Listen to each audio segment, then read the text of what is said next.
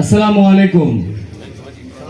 সম্মানিত প্রিয় নেতৃবৃন্দ, কর্মীবৃন্দ ও সম্মানিত মুরব্বিয়ান, সবাইকে ধন্যবাদ ও ভালোবাসা কৃতজ্ঞতা প্রকাশ করছি যে এত সুন্দরভাবে বসে থাকা এবং শোনার জন্য।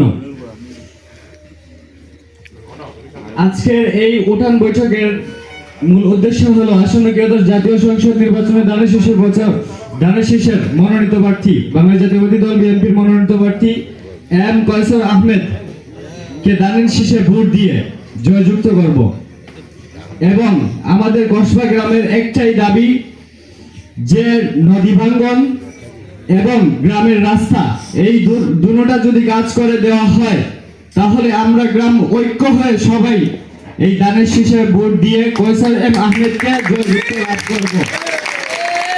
এবং বাংলাদেশের অধিকাংশ মানুষ বিশ্বাস করে যে একমাত্র শহীদ জিয়ার কর্মী বা খালেদা জিয়ার সৈনিকরাই বাংলাদেশের সেই প্রত্যাশিত ভোটের অধিকারকে প্রতিষ্ঠিত করতে পারবে।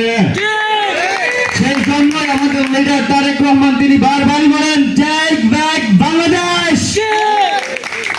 আমাদের ফজরের নামাজ পড়েই দানের শীষে গিয়ে 12 তারিখ সারাদিন দানের শীষে ভোট দিবেন তো? জিন্দাবাদ শহীদ জিয়া অমর হোক, খালেদা জিয়া অমর হোক, তারেক রহমান জিন্দাবাদ। এই বলে আমি আমার সংক্ষিপ্ত বক্তব্য এই জায়গায় সমাপ্তি করছি। এতক্ষণ শোনার জন্য আন্তরিকভাবে ধন্যবাদ প্রকাশ করছি।